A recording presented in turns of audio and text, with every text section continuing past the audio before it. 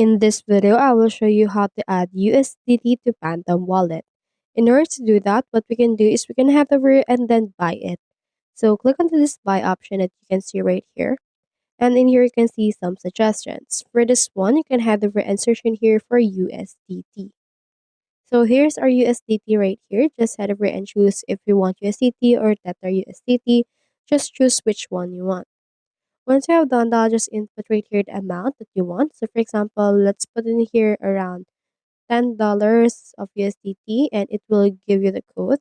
Now just click onto this payment option right here and you can choose to pay using your credit or debit card, using Topper or Unlimited.